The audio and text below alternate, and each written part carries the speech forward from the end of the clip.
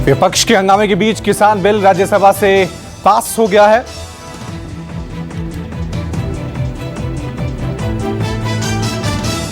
कृषि से जुड़े दो बिल ध्वनि मत से पास हुए। राज्यसभा में बिल पर चर्चा के बाद कृषि मंत्री नरेंद्र सिंह तोमर ने जवाब दिया। नरेंद्र सिंह तोमर के जवाब देने के दौरान विपक्ष के सांसदों ने जोरदार हंगामा किया। कृषि विधेयक को ध्वनि मत से पारित कराए जाने का विरोध करते हुए कई सांसद धरने पर बैठ गए। राज्यसभा में केंद्रीय कृषि मंत्री ने आज कृषि से जुड़े दो बिलों को पेश किया।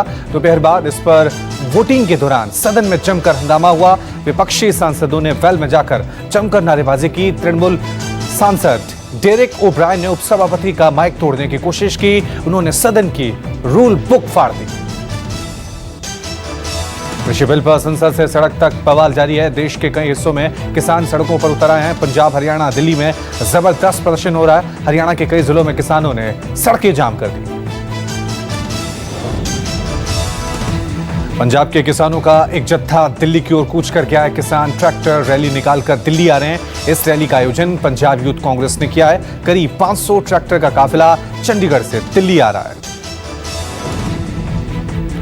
हरियाणा में भी किसान जबरदस्त विरोध कर रहे हैं। हरियाणा के सिरसा में किसानों ने नेशनल हाईवे 9 को जाम कर दिया। किसानों ने सरकार के खिलाफ जमकर नारेबाजी भी की। हालात पर काबू पाने के लिए भारी पुलिस बल को तैनात किया गया है।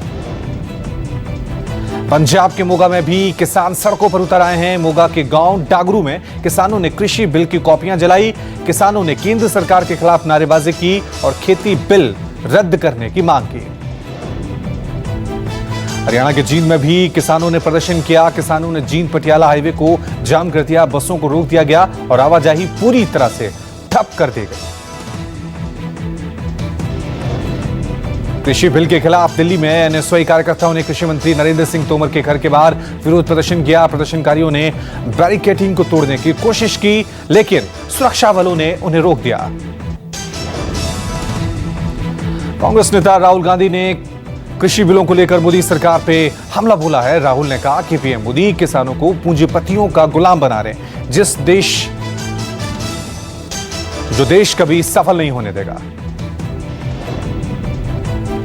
कांग्रेस ने बिल को किसानों का डेथ वारंट बताया। राज्यसभा में कांग्रेस सांसद प्रताप सिंह बाजवा ने आरोप लगाया कि दोनों विधेयक किसानों की आत्मा पर चोट हैं या गलत तरीके से तैयार किए गए हैं। वहीं कृषि मंत्री नरेंद्र सिंह तोमर ने कहा है कि कृषि बिल ऐतिहासिक है। इनसे किसानों की जिंदगी बदल जाएगी। किसान देश भर में कहीं भी अपना अनाज बेच सकेंगे। कृषि मंत्री ने कहा कि बिलों का संबंध न्यूनतम समर्थन मूल्य से नहीं है। कृषि बिल पर मोदी सरकार का भारी विरोध झेलना पड़ रहा है। सिर्फ विपक्षी दल ही नहीं बल्कि एनडीए में भी इस बिल की वजह से फूट पड़ गई है। इस मुद्दे पर गुरुवार को केंद्रीय मंत्री हरसिमरत कौर बादल ने मोदी कैबिनेट से इस्तीफा दे दिया था। अभिनेता सुशांत सिंह राजपूत की मौत की गुत्थी अब तक नहीं सुलझी है। इस बीच रोज नए खुलासे भी हो रहे हैं। सुशांत के कुक ने सुशांत की मौत पर बेहद ही सनसनीखेज खुलासा किया। न्यूज 24 से बातचीत में सुशांत के कुक ने दावा किया है कि बिना रिया की मर्जी के सुशांत कुछ भी नहीं खाते थे। यही नहीं, खाना दवाई सिर्फ और सिर्फ रिया ही देती थी। केशव ने दावा किया कि सुशांत को खाने में कुछ ना कुछ दिया गया है। सुशांत के बेहद करीबी अंकित आचार्य ने दावा किया कि सुशांत ने सुसाइड नहीं किया है। सुशांत के गला कुत्ते के बेल्ट से खोटा गया है। अंकित आचार्य का कहना है कि सुशांत सुसाइड नहीं कर सकते थे, वो दूसरों को सुसाइड करने से रोकते थे। यौन शोषण के आरोपों पर अनुराग कश्यप ने अपनी सफाई दी है। अनुराग ने पायल घोष द्वारा लगाए गए आरोप को पूरी तरह से बेबुनियाद बताया है। अनुराग ने इशारों में इस विवाद के पीछे किसी की साजिश की आशंका जताई है।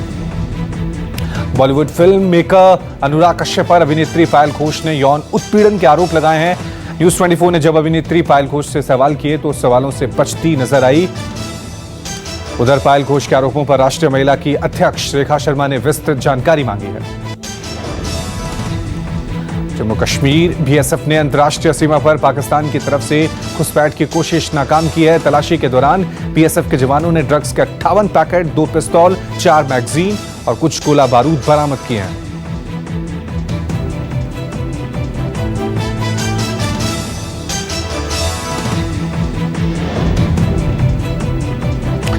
राजस्थान के भीलवाड़ा में बांगड़ा हॉस्पिटल में अचानक आग लग गई। ये आग अस्पताल की तीसरी मंजिल पर लगी है। आग लगते ही मरीजों और उनके परिजनों में हड़कंप मच गया। दिल्ली की तिहाड़ जेल में बंद बिहार के बाहुबली नेता शहाबुद्दीन ने जेल प्रशासन से पैरोल की गुहार लगाई है। पूर्व सांसद मोहम्मद शहाबुद्दीन के पिता शेख मोहम्मद हसीबुल्लाह का शनिवार की रात को निधन हो गया। दिल्ली के लक्ष्मीनगर में बाइक पर स्टंट करते लड़कों का वीडियो वायरल हुआ है। सभी लड़के आईटीओ की तरफ से प्रीत विहार की ओर जा रहे थे। स्टंट करने वाले सड़के बिना हेलमेट के थे। पुलिस अब इनकी तलाश में जुटी है। यूपी पुलिस को बड़ी कामयाबी, भारत नेपाल सीमा पर करीब 4 करोड़ रुपए की ड्रग्स के साथ 3 स्मगलर को गिरफ्तार किया गया है। यह गिरफ्तारी महाराजगंज में भारत नेपाल सोनाली सीमा पर हुई। दिल्ली में रेप के आरोपी एक शख्स ने थाने में आत्महत्या कर ली। घटना दिल्ली के समयपुर बादली थाने की है। पुलिस ने रेप के आरोप में एक युवक को गिरफ्तार किया था। आरोपी ने लॉकअप में फांसी लगाकर आत्महत्या कर ली।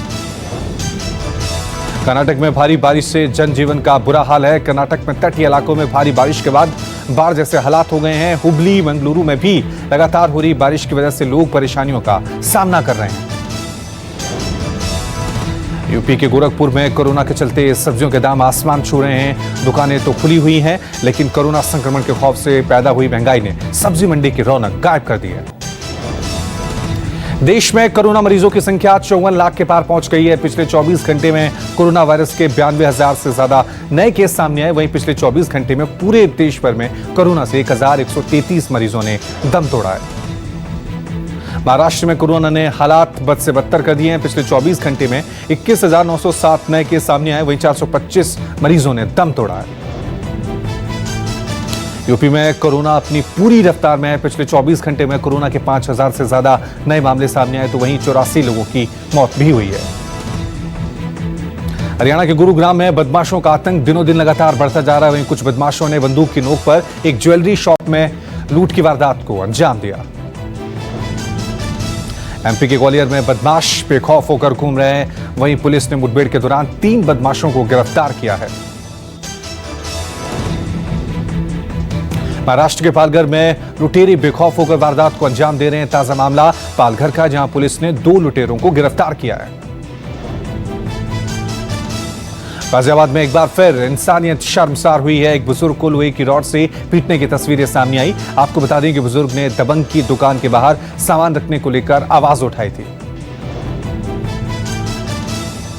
यूपी के अलीगढ़ से चोरी का मामला सामने आया है। सीसीटीवी तस्वीरों में एक दुकान से मोबाइल चुराते हुए चोरों की तस्वीर सामने आई है, जिसमें चोरों ने दुकान से 45 मोबाइल फोन पर हाथ साफ किए।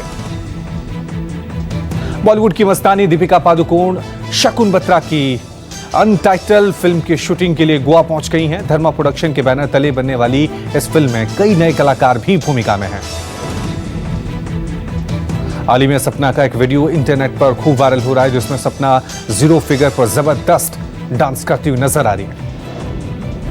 7 महीने बाद पहला टूर्नामेंट खेल रहे दुनिया के पूर्व नंबर 1 टेनिस खिलाड़ी राफेल नडाल को इटालियन ओपन के क्वार्टर फाइनल में डिएगो श्वार्ट्जमैन के खिलाफ सीधे सेटों में हार का सामना करना पड़ा। आज दिल्ली कैपिटल्स और किंग्स 11 पंजाब की टीमों के बीच आईपीएल के 13वें सीजन का दूसरा मुकाबला दुबई के अंतर्राष्ट्रीय क्रिकेट स्टेडियम में खेला जाएगा। शाम 7:30 बजे से दुबई में यह मैच शुरू होगा। आईपीएल के पहले मैच में चेन्नई सुपर किंग्स ने मुंबई इंडियंस को 5 विकेट से हराया। अबू धाबी में खेले गए इस मैच में टॉस हारकर मुंबई ने 20 ओवर में 9 विकेट गंवाकर 162 रन बनाए। इसके जवाब में सीएसके ने 19.2 ओवर में 5 विकेट गंवाकर 166 रन बनाए और मैच जीता। चीन की विस्तारवादी नीति नेपाल में बदस्तूर जारी है। ताजा मामला नेपाल के हुमला जिले का है, जहां चीन ने गुपचुप तरीके से कई भवनों का निर्माण कर लिया है। इतना नहीं, चीन ने न सिर्फ नेपाल की जमीन पर कब्जा किया है, बल्कि नेपाल के नागरिकों का प्रवेश भी वहां पर निषेध कर दिया है। अमेरिका में आए दिन गोलीबारी की घटनाएं देखने को मिल रही हैं। ताजा मामला न्यूयॉर्क के रोचेस्टर का है, जहां एक पार्टी में गोलीबारी होने से 2 लोगों की मौत हो गई और 14 से ज्यादा लोग घायल हो गए। बेलारूस की राजधानी मिन्स्क में पिछले 1.5 महीने से यहां के राष्ट्रपति के खिलाफ हजारों महिलाएं सड़कों पर उतरकर प्रदर्शन कर रही हैं।